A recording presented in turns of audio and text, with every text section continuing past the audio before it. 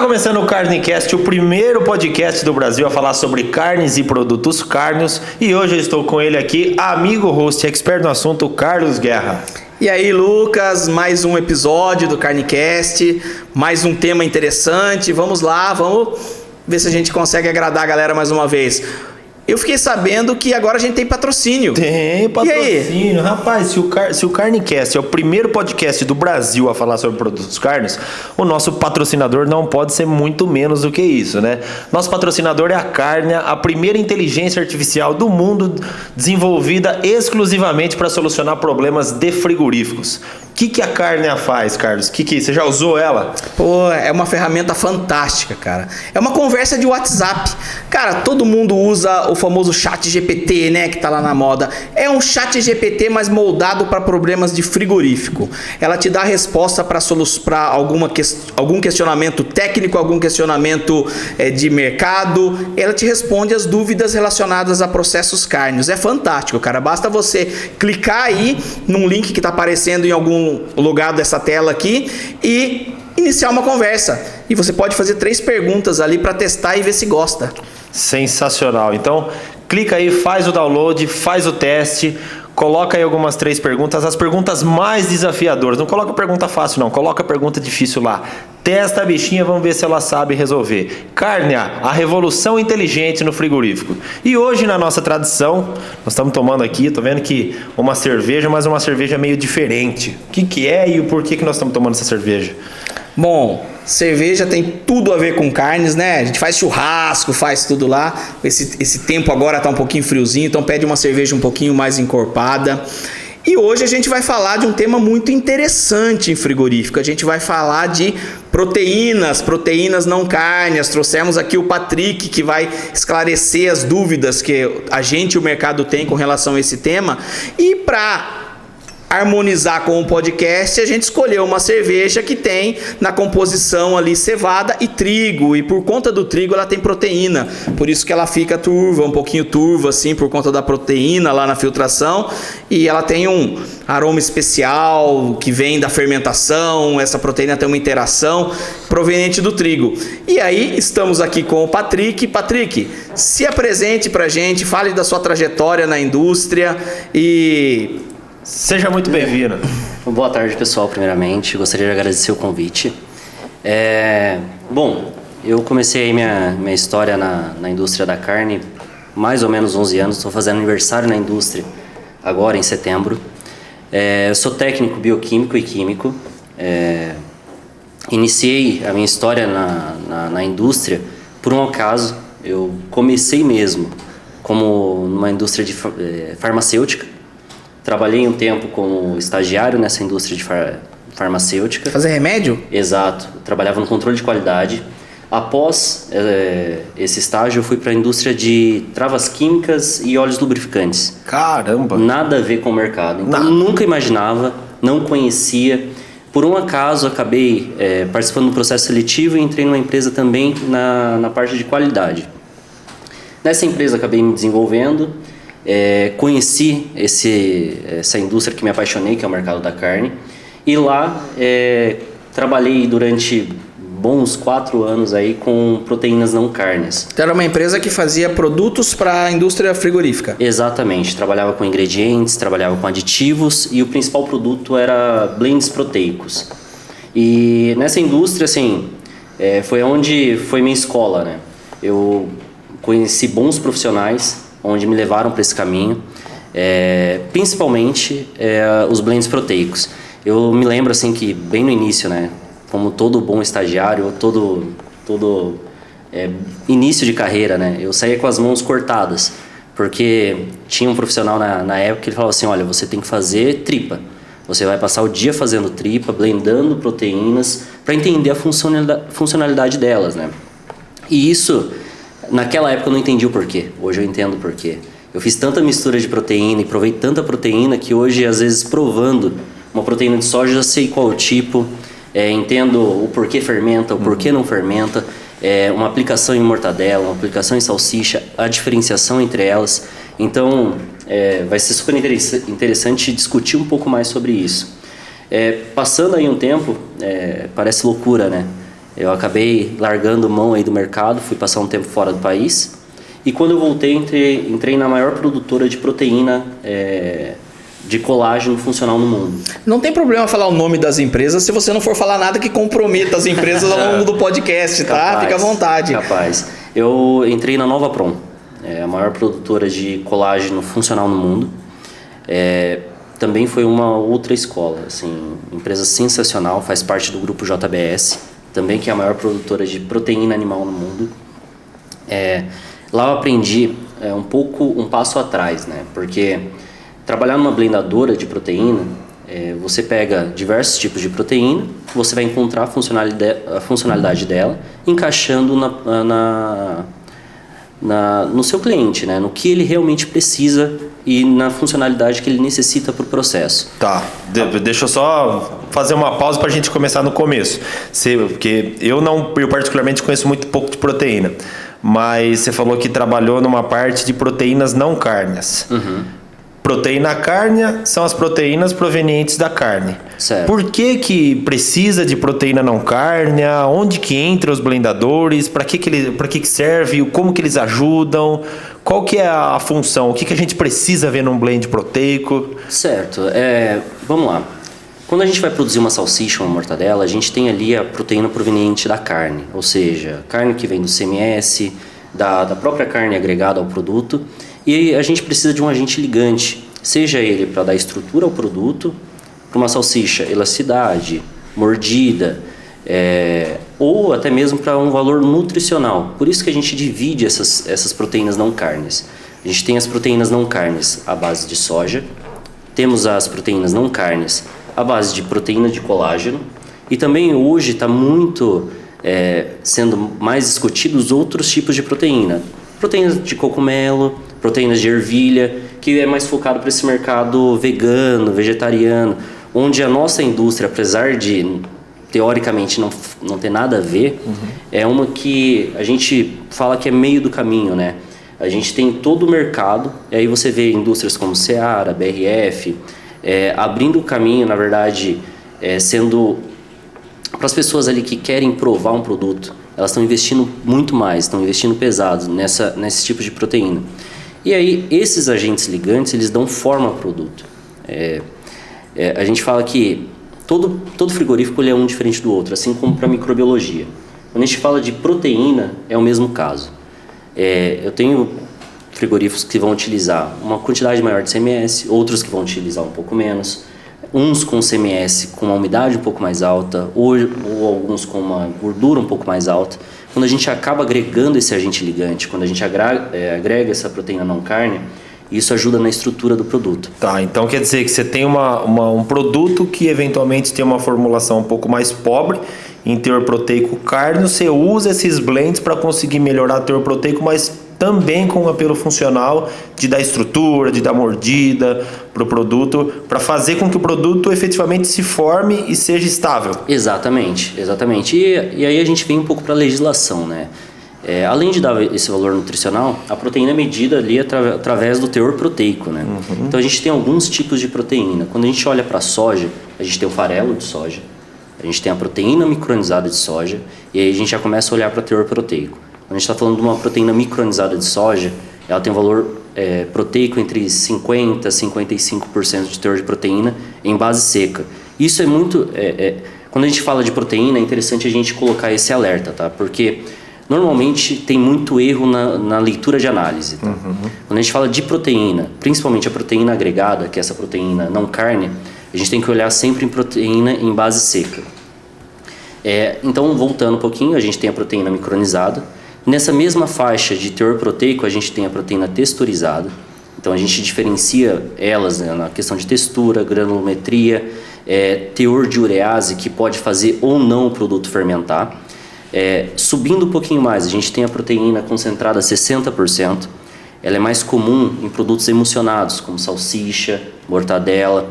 E dentro dessas, aí a gente vai entrar, né, entre os valores proteicos, entre 60% e 80%, a gente entra muito nos blends proteicos. Tá.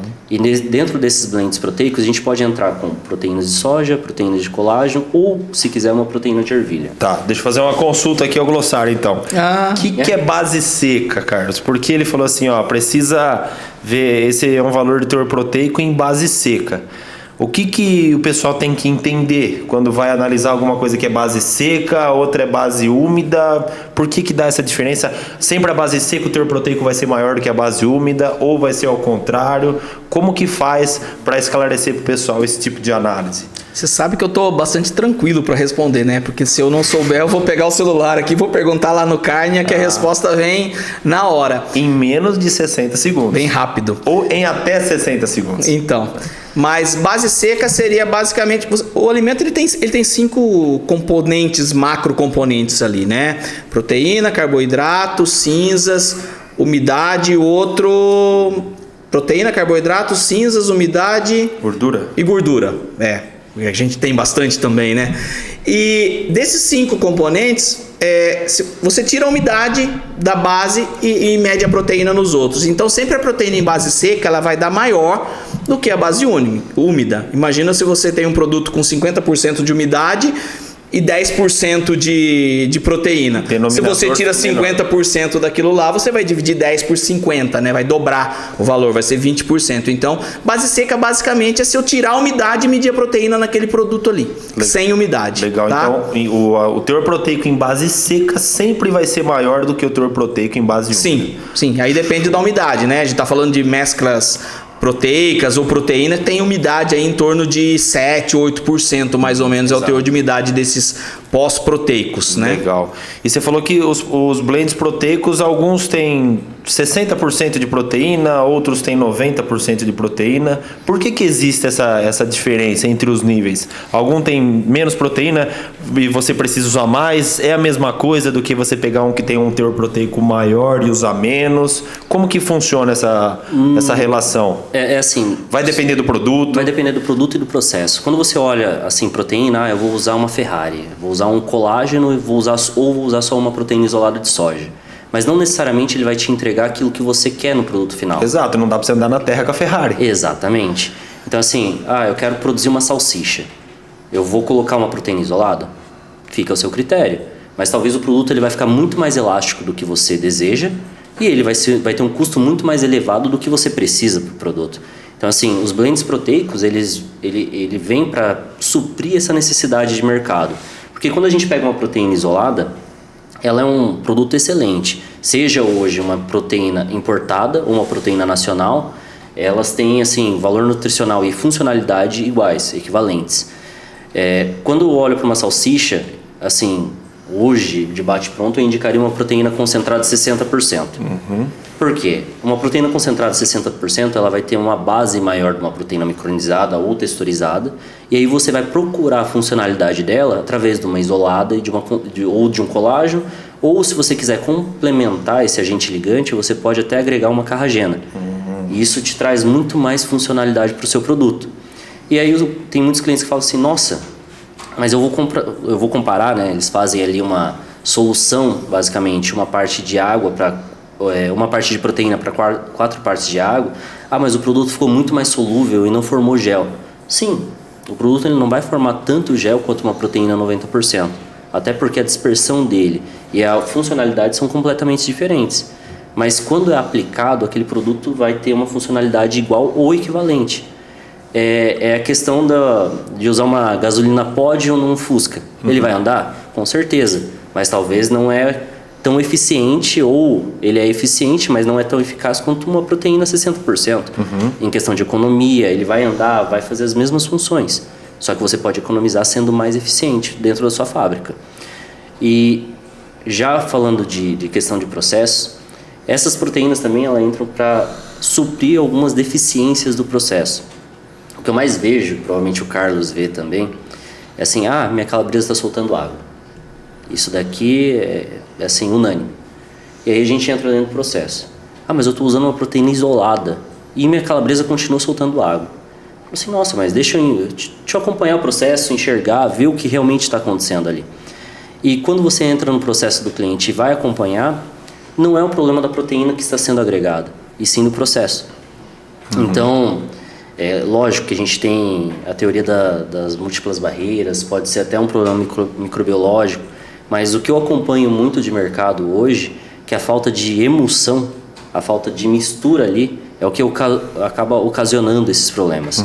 E aí, normalmente, vai ser o aditivo ali adicionado, seja o fosfato ou a própria proteína. Então, normalmente, esse aditivo ele vai ser ocupado, sendo que quando a gente olha para o processo, às vezes o tempo ali, se você aumentar 10 minutinhos de mistura, vai melhorar muito mais. E aí, a pessoa que está no P&D acaba adicionando o quê? Uma proteína isolada. Porque ela é mais funcional. Ela é o que tem maior teor proteico, então ela vai resolver o meu problema. Não necessariamente, porque para você poder extrair essa proteína, você precisa de mistura também, você precisa de uma ação mecânica. E isso também impacta no aditivo que está sendo adicionado. Esse é um ponto que eu perguntaria. Você falou que dependendo, às vezes com um pouco menos de teor proteico, com um pouco mais de teor proteico, vai depender do produto que você vai utilizar. E eu perguntaria que se dentro de um mesmo produto, qual que é o impacto do processo no aproveitamento dessa proteína. A gente sabe que as proteínas elas têm as estruturas primárias, secundárias e quaternárias. Eventualmente o colágeno tem uma estrutura quaternária um pouco mais forte do que uma isolada, enfim, dependendo do tipo de ligação que são feitas ali nas hélices, às vezes uma ligação de hidrogênio, alguma coisa assim. Pode ser que você precise de uma ação mecânica para conseguir desenovelar a proteína, para conseguir ter um aproveitamento maior dela. Qual que é o impacto do processo? Ou reformulando a pergunta, colocar uma isolada numa misturadeira é a mesma coisa do que colocar uma isolada num cooler? Ou colocar uma isolada numa linguiça fresca é a mesma coisa que colocar uma isolada num emulsificador? Qual que é a variação? Qual que é o impacto do processo no aproveitamento que você pode ter do potencial da proteína ali dentro?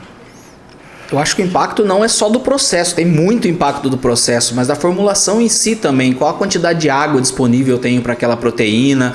Mas, por exemplo, você falou uma palavra muito chave quando a gente fala de proteína, que é a questão da funcionalidade, né? Por exemplo, você pega uma isolada, ela tem 90% de teor proteico, você pega um colágeno, tem os mesmos 90%, e a funcionalidade de ambos é completamente diferente. Por exemplo, o colágeno está enovelado numa estrutura quaternária ali, que você precisa de cisalhamento, precisa, no termo de indústria, dar porrada nele para ele desenovelar, para ele abrir, para você aproveitar. Então, se você tem um processo que é muito rápido, se você faz uma salsicha, por exemplo, no emulsificador, que passa por ali de uma forma rápida, de repente você não consiga extrair do colágeno toda aquela funcionalidade que ele tem para entregar, como num processo num cooler, por exemplo, que fica ali na bandeja passando vários até dar o ponto da massa. E também tem a questão da proteína. Pensando em processo, por exemplo, imagina um processo de salsicha. Salsicha, eu quero que a salsicha fique com uma textura firme, mas ainda durante o processo de depilação da salsicha, ela já tem que estar firme o suficiente para não quebrar, porque senão tem um reprocesso muito alto. A proteína de colágeno, ela vai te dar uma textura mais forte do que a proteína isolada, mas ela vai dar uma textura forte no dia seguinte só. E você precisa que ela fique firme durante o processo ainda. Então o colágeno, será que é o mais adequado para uma salsicha? Então, de repente, se eu estou fazendo uma mescla proteica para salsicha, vou usar mais isolada, que dá uma dureza mais forte. Vou usar uma concentrada. Tem a questão custo também, quanto que eu estou disponível a pagar. Solubilidade. Fazer uma pergunta. A gente ouve falar muito de eu tenho uma mescla aqui que é para injeção, eu tenho uma mescla que é para emulsão. Isolada tem muito disso, né? Quando você vai comprar isolada, cara, a proteína isolada minha tá X reais, mas qual? De emulsão ou injeção? Qual que é a diferença que tem entre os produtos na aplicação? Basicamente, assim, quando a gente olha para uma proteína de emulsão e injeção, o primeiro ponto, quando a gente imagina isso, o produto tem que ser muito mais solúvel. Então, quando a gente fala de uma proteína isolada de injeção, uma concentrada de injeção, o produto realmente ele vai ser muito mais solúvel e a funcionalidade dele vai ser aplicada junto com o calor. Então, eu vou utilizar uma proteína de injeção, eu preciso fazer uma salmoura. Essa salmoura ela tem que ser muito bem dispersa. Então, quando a gente agrega essa proteína de injeção, ela tem essas funcionalidades e características. Quando eu vou colocar uma proteína de emulsão, ela já vai formar gel a partir do momento que eu estou começando a solubilidade dela. Então, ela já tem uma outra funcionalidade e característica. É até interessante que o Carlos estava comentando sobre o colágeno e sobre as proteínas em si, que outro ponto muito importante que eu vejo que o pessoal deixa passar também é a questão da densidade das proteínas. O que acontece? Isso aconteceu comigo, eu trabalhava na parte de aplicação lá da Nova Prom. Isso é o que a gente quer, skin the game, saber o que você viveu por aí e trazer pra gente, porque o pessoal quer saber do bastidor. E o pessoal costumava usar o colágeno em pó, porque ele é muito mais funcional e ele vai dar uma característica muito melhor para o meu produto. Tá, peraí, então tem mais de um tipo de colágeno? Sim, na verdade assim, na Nova Pro ele tinha o colágeno em pó e a pluma. Não sei se vocês já viram, mas ele parece um algodão. É um colágeno que passa por um desfibrilador. E aí é como se desnovelasse o colágeno. Então ele entumece, ele fica parecendo um algodão. Então a densidade dele é muito menor do que o pó. Porque ele ocupa um volume muito maior com a mesma massa. Exatamente. Então, quando eu ia aplicar esse produto, exemplo, vou fazer uma massa de salsicha. A gente tem misturadores de 1.000, 2.000 quilos. Quando eu vou dispersar esse pó, o pessoal normalmente abre o saco e joga sobre a massa. Então você joga uma concentração muito pesada de pó em um lugar só. E a dispersão, como a gente já falou um pouquinho mais atrás, o pessoal normalmente acaba não misturando tempo suficiente. Então o produto fica concentrado em certos pontos do produto, ali da mistura. Quando eu usava a fibra de colágeno, ou essa pluma de colágeno, como a densidade dela era muito menor, também ela conseguia distribuir um pouco mais. Então a gente volta, eu falei do colágeno, mas é o mesmo caso da proteína isolada. A proteína isolada, quando você pega ela tem uma questão de gordura, ela é um pouco mais pesada a densidade dela do que uma proteína concentrada. Então a dispersão dela também é muito mais difícil. Por isso que quando a gente fala, eu estou usando uma proteína isolada numa salsicha, será que ela vai funcionar? Com certeza. Mas se você usar uma proteína concentrada, olhando essas questões de densidade e funcionalidade, para o seu processo talvez ela seja melhor. Então, quando a gente fala de proteínas não cárneas, a gente tem que entender muito bem do processo e formulação. Sim. Essa parte do colágeno, pessoal que está ouvindo, às vezes tem bastante gente que está começando agora no tema e tudo mais, e eventualmente pode ter alguém que não saiba sobre uma densidade maior do que uma densidade menor. Eu estava pensando aqui em alguma analogia para fazer em relação a isso. Pode ser que a pluma seja como um cabelo Black Power e o outro seja um cabelo Black Power com chapinha feita? Exatamente. Seria mais ou menos isso. E aí entra a questão de processo, aí até a formação de gel entre esses produtos são diferentes, porque, mais uma vez, quando você vai dispersar esse produto, talvez, como ele vai ter ali um ambiente maior para ele trabalhar, ele vai também ter uma questão de funcionalidade melhor. Porque a área de contato dele é muito maior. Exatamente. Eu gosto de dar exemplos, né? Então, ótimo. Então, assim, quando a gente tem que prestar muito bem atenção na formulação, como o Carlos falou. Tem clientes que querem usar o colágeno, mas eles já estão adicionando, às vezes, uma pele, estão adicionando um pouco mais de gordura ali à sua formulação. Então, o equilíbrio entre as proteínas é muito importante também. Caso o cliente esteja usando muito mais gordura ou um pouco de pele, que também ali tem um pouco do colágeno naquela pele, durante o processo você vai extrair, você tem que tomar cuidado também com a aplicação de colágenos.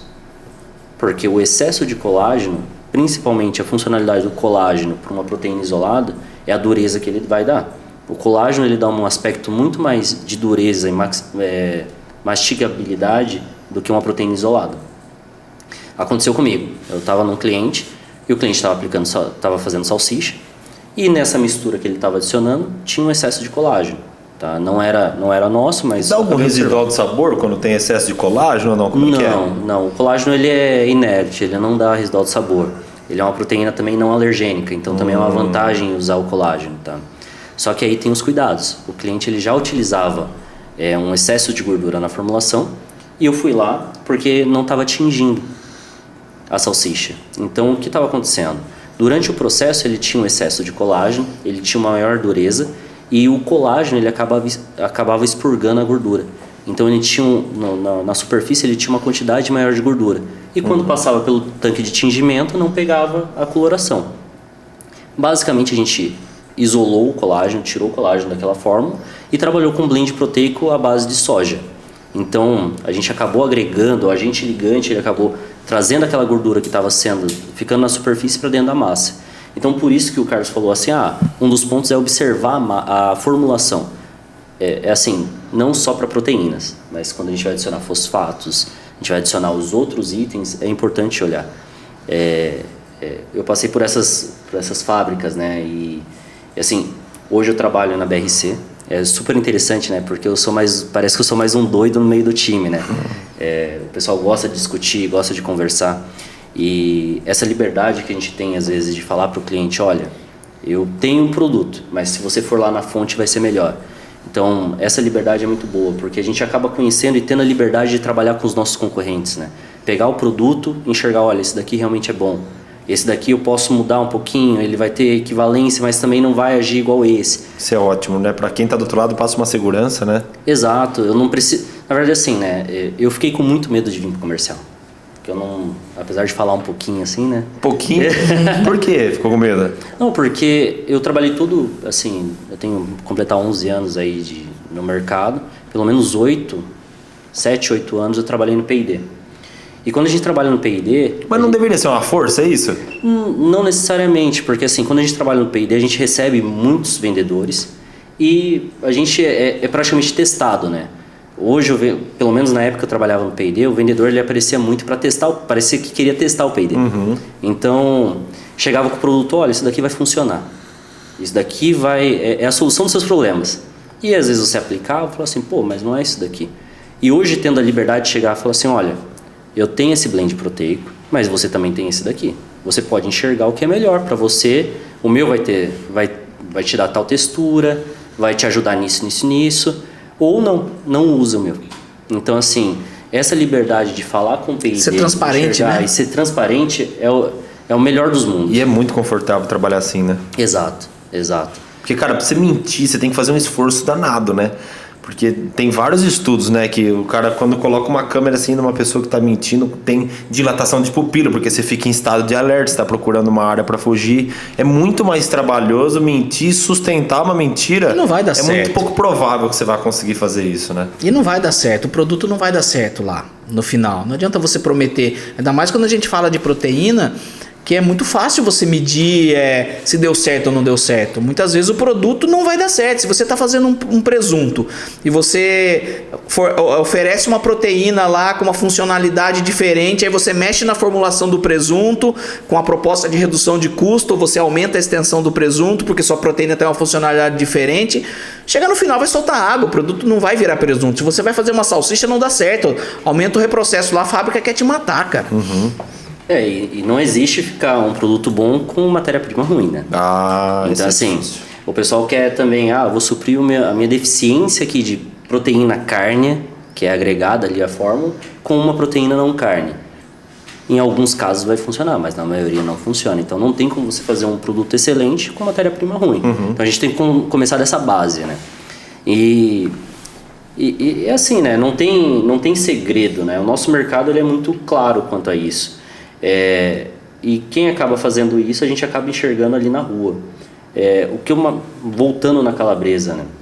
Eu tenho alguns clientes que reclamam, tá liberando muito líquido na minha calabresa. E a gente tem agora a análise ali de shelf life acelerado, que a gente acaba realizando. E, a princípio, a nossa desconfiança é o quê? É uma contaminação microbiológica. Esse é o principal. A gente vai coletar, analisar e entender se é realmente isso.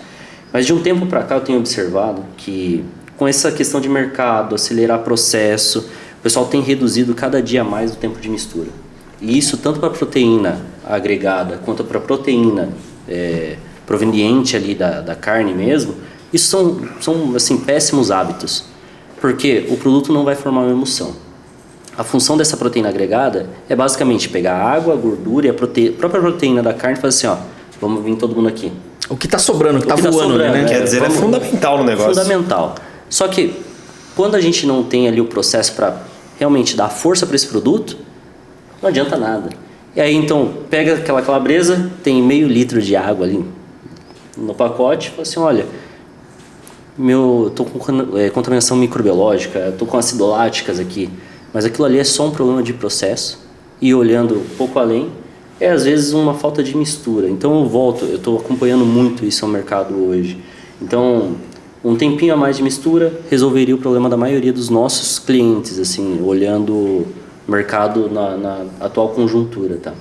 Como é uma conta difícil, né? Às vezes você fica ali, se tem um pouquinho mais, às vezes são 5 minutos, são 3 minutos, 1 minuto a mais, e que faz total diferença no número de reclamação que você vai ter lá fora, né? No número de produto que vão ser devolvidos por conta disso, mas é uma conta... É difícil fazer essa conta, né? É difícil conseguir numerar isso, eu aumentando X minutos na mistura, qual que vai ser meu impacto lá na diminuição de devolução. Mas são algumas melhorias que a gente que tá fora e vai para dentro da fábrica, né? Aquela coisa, olho fresco, enxerga melhor, né? Então, às vezes ter esse discernimento de quem está dentro da indústria é muito difícil, né? Acaba atribuindo o que você mudou no seu produto aí, essa proteína sua perdeu funcionalidade, o que aconteceu, né?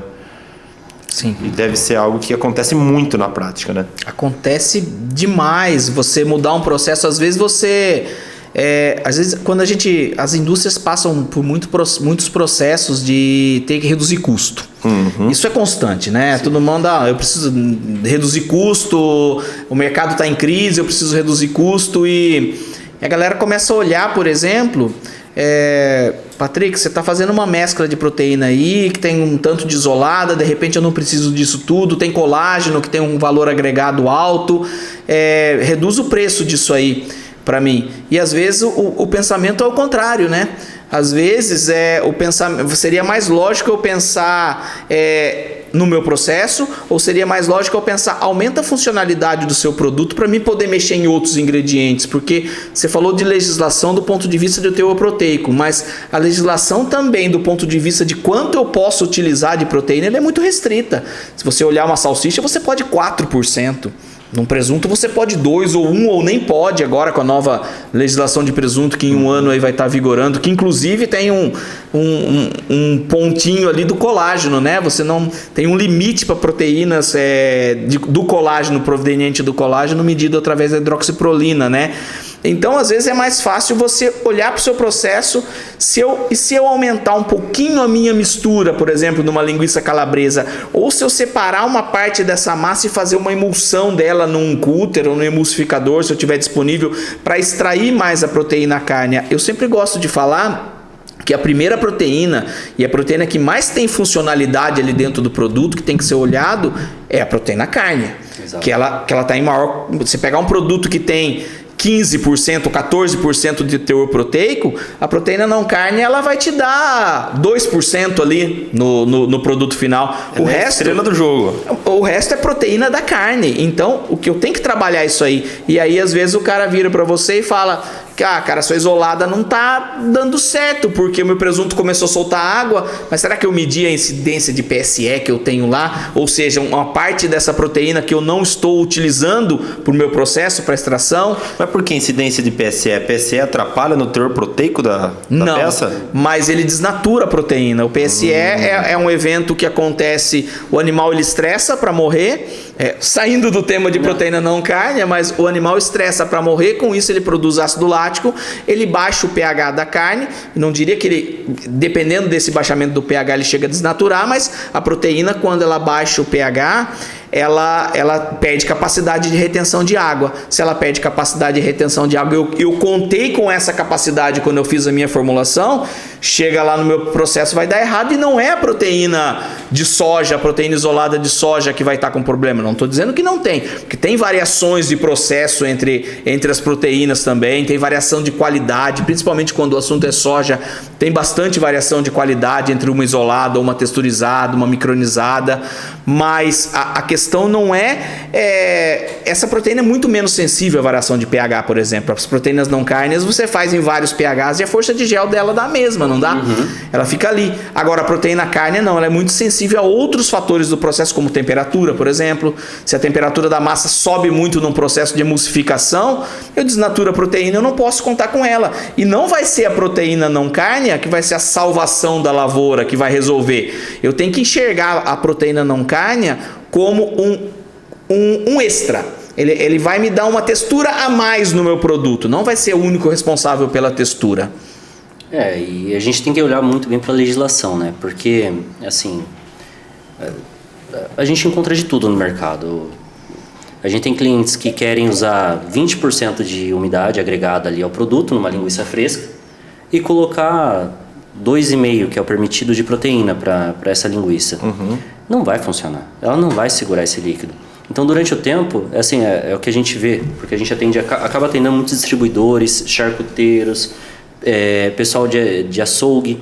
Então, eles querem basicamente o quê? Que a linguiça não libere água ali na bandeja e que ela não murche na hora que esteja assando.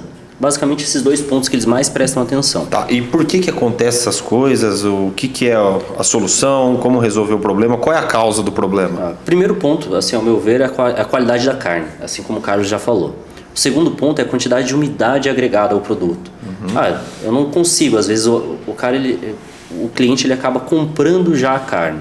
Aquela carne ela já vem congelada, às vezes injetada, não sabe a origem ao certo.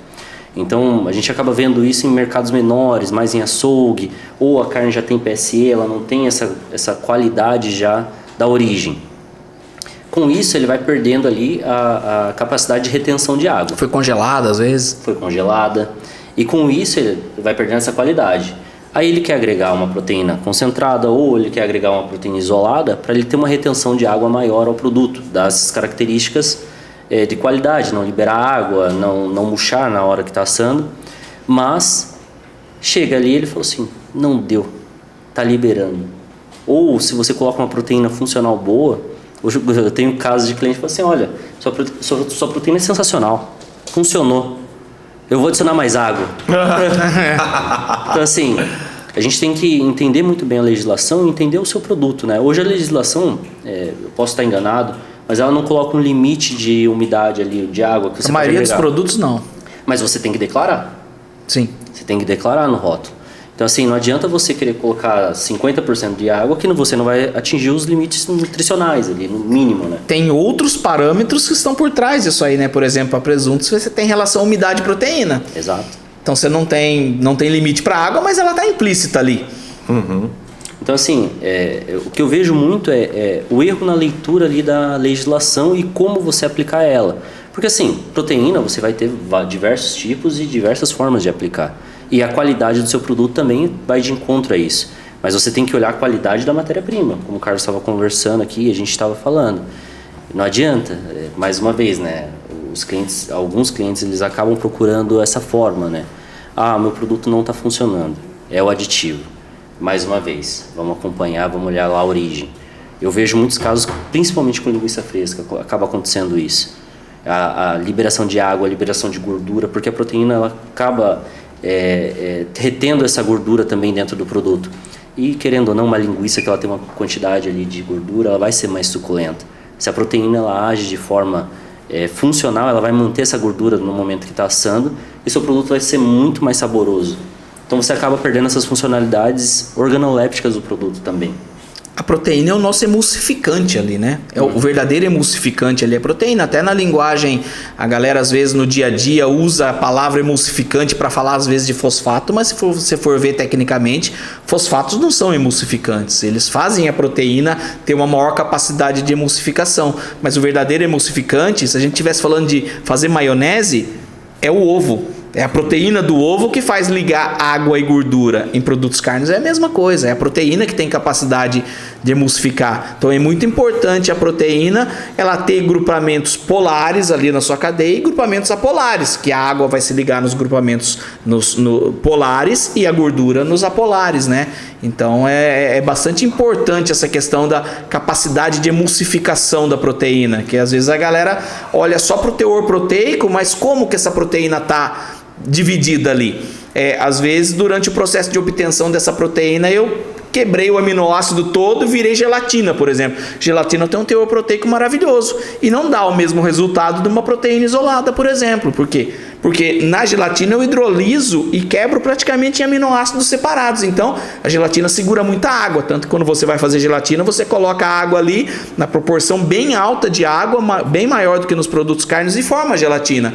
Mas coloca a gordura para você ver se ela segura. Não segura, porque eu quebrei em aminoácidos, estão todos polares, então ele liga só a água, ele não tem capacidade de ligação de gordura. Então A gente tem que olhar para a fábrica antes da proteína e falar qual o seu processo de obtenção de proteína isolada, por exemplo.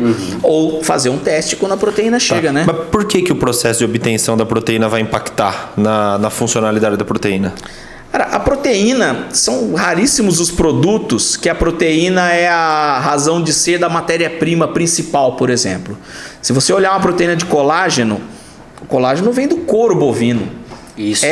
Não vem da picanha, não vem da carne, porque você cria um boi, por exemplo, para vender a carne. Se você olhar para a indústria de soja, por exemplo, a proteína ela vem do subproduto da extração do óleo de soja, que é a razão de ser da indústria de soja. Então, muitas vezes essa indústria ela não trata o subproduto com o objetivo de eu ter uma proteína que vai emulsificar bem lá. Por exemplo. É verdade, né, cara? Você falou, eu tava pensando aqui no queijo. O whey é subproduto do queijo, né? O whey é subproduto do queijo. E a proteína é um macronutriente essencial nutricionalmente. Como que pode falando? ela não ser o principal, mas ela ainda assim ser tão cara? Ela é cara porque é nobre, pela né? funcionalidade? Teor proteico, funcionalidade. Mas depende do mercado que você está também, né, Lucas? Se você considerar as proteínas isoladas que se vendem para a indústria cárnea e comparado com as proteínas isoladas que se vendem para a indústria de suplementação alimentar, por exemplo, os valores são absurdos. São várias empresas que tentam entrar nesse segmento, né, de suplementação. É um outro tema, mas os valores são absurdos, então depende do mercado, depende do que ela entrega lá, por isso que ela é cara também, depende da demanda, da dificuldade para eu produzir. Por exemplo, o Brasil quase não produz proteína isolada. Nós produzimos muita texturizada, mas vendemos a soja para a China industrializa e volta a proteína isolada pra gente. Tem todo esse trâmite também, entendeu? Eu diria o quê? Uns 50% hoje do mercado é proteína chinesa. Eu acho que de isolada, eu acho que é mais. Eu não tenho esses números, mas eu acho que é até mais de isolada. E até voltando a essa questão do whey, né? O whey, por muito tempo, ele não foi uma proteína tão cara quanto é hoje. A gente tinha... Assim, o pessoal tá mais vaidoso, né? Tá mais... Quer malhar mais, né? Então, se o whey fosse o preço da isolado, tava no céu, viu? Mas por muito tempo foi equivalente esses preços aí, do whey quanto da isolada. Então, assim, eu vou colocar o quê? Uns 10 anos atrás, até o WPC 35, que se eu não me engano só tem uma indústria no Brasil que produz, ele não tinha valor. Só tinha valor o WPC 80. Então... para você ver como altera muito o mercado. Às vezes a proteína isolada de injeção ela era muito mais cara do que é hoje. Então assim, a gente não tinha muito. Então olhando o mercado há 10 anos atrás para a tecnologia que a gente tem hoje, melhorou muito comparado aos produtos e também às aplicações, né? Porque assim, o pessoal usava muito, eu estou usando uma proteína aqui que ela forma um gel, ela forma uma borra aqui na minha salmoura. E não sabia que aquela proteína era de emulsão. Já aconteceu, não sei se você já pegou cliente assim, Carlos. Já aconteceu. Tem um caso bem interessante com relação à proteína de emulsão e injeção. A gente passou por uma crise aí recente no mercado de proteína isolada, né? Começou a faltar proteína isolada. Então, para processos de presunto, utiliza-se a de injeção, porque você vai fazer uma salmoura e vai injetar isso. E a galera não tinha proteína de injeção disponível para fazer. Começou a ter muito problema, porque começaram a usar proteína de emulsão na salmoura, a salmoura ficava muito viscosa, não conseguia injetar o índice que eles queriam para o presunto, acabava que depois complementava essa quantidade de salmoura no tumbler, para não ficar desbalanceada a formulação, mas eu tinha muita água, muita água e salmoura, né, que eu tinha que ser absorvido no processo de tumbleamento. E aí não conseguia absorver essa água, o presunto soltava água lá no final. Foi um momento bem ruim, porque não tinha proteína de injeção. Voltando na questão que você disse, por que a proteína às vezes não é funcional? Pensa numa proteína de soja, por exemplo. A razão da proteína de soja existir é a extração do óleo. Eu extraio o óleo. Daquilo que sobra da extração de óleo, vai virar proteína.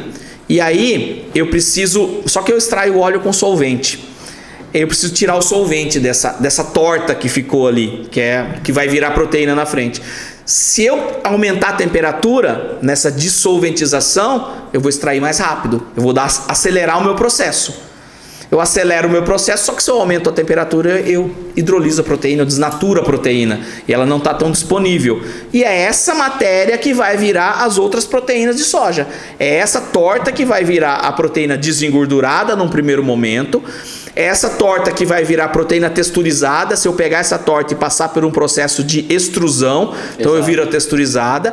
Ou se eu pegar e tirar o carboidrato dela, se eu tirar totalmente o carboidrato, ela vira isolada. Ou se eu tirar parcialmente, ela vira as concentradas do meio. Então, se eu dissolventizei essa torta numa temperatura muito alta, eu já perdi a funcionalidade da proteína. Não vai adiantar nada, desnaturei a proteína. E até olhando para essa torta, né? Se você fala assim, eu tenho a proteína pura aqui, que seria a torta, né? A farinha branca, que o pessoal Exatamente. chama. Essa farinha branca, se você colocar ali e também, conforme você vai passando o processo, você vai tirando o residual de soja. O que seria esse residual de soja, né? É aquele produto que você vai provar e você vai ter a lembrança de soja. Se você pega uma farinha branca, é lá em cima. Uma proteína micronizada, você tem uma lembrança muito forte ali do sabor de soja. Sim. Agora, uma texturizada, que o processo já é um pouco diferente, você já começa... E para mim, né? A texturizada ela é um pouco mais doce do que a micronizada. Eu consigo sentir. Ela tem menos soja, mas você sabe, você passa por um processo de cocção a mais, você tem mais uma reação de Maillard mais forte ali, por isso que ela é um pouquinho mais escura também.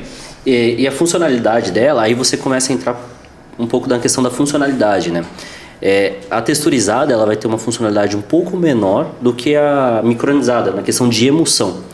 Mas para usar numa proteína, num produto frescal, ela já é melhor. Você precisa ligar água frio, né? Exato. Ela absorve mais água frio. Absorve mais água frio. E também a questão de urease, ela vai reduzir um pouco mais comparado à micronizada, dependendo, né? Ativa e inativa. Cara, eu quase saí do mercado por conta de uma questão dessa de urease. Quase saí do mercado. O que é urease? Urease é uma enzima que tem na proteína. Na verdade, ela causa um fator antinutricional ali, mas na verdade ela é um fator de medição que ela vai te dizer em que temperatura, ou se eu ultrapassei uma determinada temperatura, eu não sei qual é essa temperatura agora, mas que eu desnaturei ela. Então, se eu tenho uma proteína ativada, por exemplo, significa que eu não inativei a urease. E aí significa que eu dissolventizei numa temperatura baixa. E aí essa proteína está muito intacta, muito intacta mesmo. E aí eu fui trabalhar numa empresa de proteína de soja e essa empresa vendia muita proteína desengordurada ativada, ou seja, entendia que quanto menor a temperatura da dissolventização, melhor para o processo. A gente fazia uma salsicha, ficava com uma dureza sensacional, uma emulsão, porque a proteína está toda intacta. Os 54% que eu tinha de proteína ali está em plena capacidade de emulsificação. E aí a gente começou a expandir as vendas. Salsicha é refrigerado, o consumo é rápido, não tinha problema nenhum. A gente começou a utilizar em linguiças cozidas, linguiças calabresas. E aí demorou, a galera começou a ter problema de shelf life. Demorou pra galera, porque shelf life está associado a uma contaminação. O cara foi atrás do cara do conservante que vendia na época, foi atrás, trocou funcionário. E esse problema estava relacionado com a proteína. Depois ele descobriu que esse problema estava relacionado com a proteína e que trocou para proteína texturizada e o problema acabou. E a gente foi começar a pesquisar o que acontece, porque realmente está relacionado com a proteína. Todo mundo que fez a troca começou a ter problema. E aí a gente foi ver e a gente foi entender a questão da extrusão também.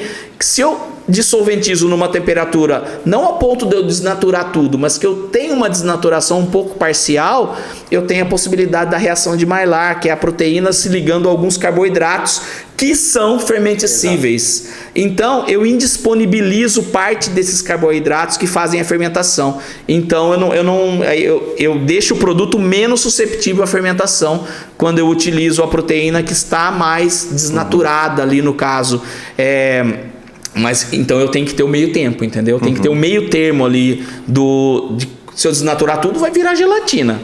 Não vai ligar nada de gordura. Mas se eu deixar ela totalmente intacta, o carboidrato vai me causar problema. Engraçado, né? Esse assunto de urease, ou ele não é discutido, ou ele é pouco discutido no mercado. Ou a pessoa nem sabe que tem. Ou é desconhecido, né? Exato. E ele é um dos maiores riscos ao produto. Como o Carlos falou, né? Vou colocar uns 5, nem tudo isso, né, Carlos? A maioria das empresas usavam proteínas ativadas. E aí, usando essa proteína ativada, você tinha essa questão de fermentação. Tinha os pacotes de salsicha, né, que pareciam que ia virar bola de futebol. Essa fermentação, liberação de gás. Então, todo mundo procurava um problema microbiológico. Não, normalmente poderia ser um problema de um insumo, né? De um insumo, da proteína agregada. Tem a questão de custo de produção. Hoje essa empresa produz praticamente 90% da proteína desativada. 10% que é para um outro mercado vai de proteína ativada. Mas é mais caro, demora mais para você moer a desativada.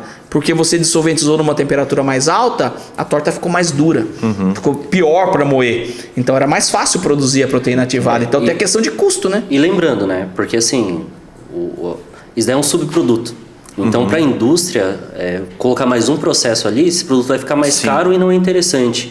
Porque muitas vezes o que vai dar dinheiro para a indústria é o que está para trás, é o óleo. Então, eu vou tratar daquele produto é muito mais caro, muito mais moroso, para obter aquele tipo de produto. Mas vamos lá, eu preciso de recomendações. Vamos imaginar que eu vou abrir uma fábrica amanhã. Eu quero produzir linguiça fresca, quero produzir presunto, linguiça cozida e salsicha. Preciso de recomendações de quais proteínas não carnes eu vou usar. Quais recomendações para cada um desses 4 produtos você acha que faria sentido? Para uma linguiça fresca, por exemplo. Olha, hoje para uma linguiça fresca, o colágeno... Vamos deixar claro, vamos colocar assim, ó. Linguiça fresca, eu preciso dessa proteína porque a necessidade dela é isso. Então, por exemplo, a linguiça fresca eu preciso, sei lá, de proteína X... porque a necessidade dela, ela não tem muito tempo de mistura, enfim, alguma coisa assim. Porque a gente vai criando algumas relações para a gente resumir toda a conversa. Exato. É assim, para uma linguiça fresca hoje, eu utilizaria uma texturizada junto com colágeno. O porquê? A texturizada, ela vai ter a urease já inativa e o colágeno ele vai dar uma maior funcionalidade para o produto, retendo água, mantendo a estabilidade do produto no momento de assar e não liberando líquido. Legal. Então, para produto frescal, eu já começaria com esse tipo de produto. Certo. Para uma proteína, para emulsão, que eu iria ali para salsicha e para mortadela. Legal. Eu utilizaria um blend proteico. Uma proteína 60, 70. Aí a gente tem que verificar a qualidade da matéria-prima sem processo. Tá bom. No processo, carne. Aí eu tenho maior gordura, tenho uma maior quantidade de umidade. Tá faltando proteína, então vou elevar o meu teor proteico. Eu vou para uma proteína 70 ou 80%.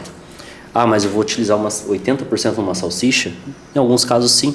Às vezes você é muito pobre ali daquela matéria-prima de proteína, ou a dureza que você procura para aquele tipo de produto, você precisa procurar uma proteína de maior valor proteico. Quando a gente fala de maior valor proteico, vamos lembrar um pouco isso, é uma proteína que vai ter maior quantidade isolada ou colágeno. Tá. Então aí a mistura vai estar...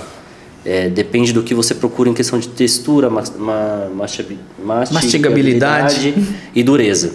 Só um parênteses aí. Eu ouvi falar que colágeno às vezes dá mais de 100% de teor proteico. Como que funciona isso? Outro não tem ponto, como ter mais de 100% de proteína. É outro ponto que dá para discutir bastante, né? Porque assim, o nosso mercado ele analisa proteína, a quantidade de nitrogênio ali para converter em proteína, ele usa o fator de correção da soja, que é 6,25. Então você quantifica a quantidade de nitrogênio que você tem e você vai multiplicar pelo seu fator de correção. Tá, peraí. Vamos devagar. Então, para fazer análise de proteína, nós precisamos fazer algumas metodologias laboratoriais. A hora que nós chegamos numa contagem de análise, nós precisamos aplicar um teor proteico, que é o que vai converter quanto que ele encontrou de nitrogênio em proteína. Exato. Isso. Tá. Então, para essa situação da proteína, no valor da proteína da carne, nós aplicamos 6,25. Exato. Tá. Só que quando a gente olha o colágeno, separado o colágeno, a gente teria que usar um outro fator de correção. Se eu não me engano, é 5,85. Tá. E quando a gente faz uma mistura ali entre proteína de soja e colágeno, ou quando os laboratórios externos analisam o colágeno, normalmente ele analisa com fator de correção de proteína de soja, Tá. que é o 6,25. E aí é comum encontrar análise de colágeno com 115, 110% de teor de proteína em base seca. Entendi. Tá. Ou seja, em teoria deveria ser utilizado um fator de correção menor para o colágeno, que daria um teor de proteico menor. Quando aplica o mesmo fator de correção, do fator de conversão da proteína da soja no colágeno, aí que vem esses 110%, 115%. Exato. Então não é que tem mais 100% de proteína. É uma Porque quando você divergência faz a de conta, análise de conversão. É 5,55. Eu perguntei pro 5,55. Carne aqui, ele me falou que é Foi rápido, 5,55. hein? Então não é que tem mais proteína, é que a leitura dá mais. Mas isso vai acabar, a legislação está começando a controlar a quantidade de colágeno que você coloca. Mas eu só puxei isso aí porque você falou que às vezes num produto emulsionado eu quero elevar o teor proteico, então de repente o colágeno pode ser uma boa alternativa para isso também, não querendo interromper seu raciocínio das indicações. Essa questão aí da legislação, né, um pouco dá para discutir um pouco mais, né? Porque assim, como você vai controlar o colágeno sendo que você tem hidroxiprolina natural da carne? É proveniente da carne. Então, como é que será esse controle? Então, assim, dá para discutir um pouco mais, dá para fazer um episódio só sobre colágeno aqui, porque é uma proteína muito funcional. Beatriz Clark, queremos você aqui. É muito funcional e, assim, eu posso aplicar ela tanto em presunto, voltando à linha de raciocínio em aplicações, presunto, que não é comum usar colágeno em presunto porque ele dá uma dureza, ele seca o produto um pouco mais. Então, no presunto, eu já entrando no assunto, indicaria uma proteína isolada de injeção. Ela vai ter um alto teor proteico, como o presunto tem uma extensão alta, é importante esse alto teor proteico. Tá bom. Ela vai dar elasticidade e ela vai também dar fatiabilidade ao produto. Legal. E vai manter a peça úmida ali, com elasticidade para a hora de fatiar você não quebrar. Se fica seco, ele quebra fácil, né, a fatia. Quando a gente coloca... Eu já fiz alguns testes com colágeno. Não é que ele não funciona, mas você vai aplicar 1 para 1. Normalmente você vai trocar o colágeno por uma isolada. Você colocando essa quantidade, você vai secar. Então o produto vai parecer uma carne moída, ao invés de fatiar. Então Sim. tem essas divergências aí na aplicação. Bom, então temos as recomendações. Agora, como é de praxe em toda a conclusão de episódio, como a gente sabe que esse é um canal de escala, um canal que a gente consegue levar informação e o nosso público é extremamente nichado, são pessoas que realmente estão comprometidas, porque se a pessoa não está trabalhando e tirou um tempo da vida dela para ouvir um podcast sobre alguma coisa que está relacionada ao trabalho, significa que ela se compromete com aquilo. Então, nesse momento a gente pede para que, se você quisesse fazer um pedido, um apelo para o mercado, o que é que você pediria nesse canal de escala, onde a mensagem vai ser entregue para todo o país? Bom, eu como já fui P&D, eu acho que eu pediria que a indústria deixasse de enxergar o P&D como custo e começasse a enxergar o P&D como investimento. Porque ali é o coração da empresa, é onde vai surgir o produto, é onde ele vai manter a qualidade do produto e é onde ele vai surgir novas ideias. Assim, o que traz lucro para a empresa não é só a venda, mas sim a forma que o produto é produzido e essas tecnologias que serão agregadas ao produto também. Então, o meu apelo seria esse. O meu apelo para a galera avaliar esse podcast, curtir, não deixar de criticar se não gostar, mas dar o joinha lá se gostar e falar o que a gente quer que traga. Foi um podcast sensacional, a gente teve uma aula de proteínas aqui com o Patrick. Patrick, muito obrigado pela sua disponibilidade, por estar aqui com a gente, por compartilhar o seu conhecimento com a gente. Espero que a gente consiga gravar vários e vários, que você consiga vir em vários e vários. Panela aqui, você veio de blusa, né? Mas foi muito legal esse bate-papo de proteínas. Eu sei que a gente tem vários assuntos para discutir, então eu espero que a gente possa gravar vários de outros. E galera, é isso aí. Esse foi mais um episódio do CarneCast. Saúde! Saúde! Saúde.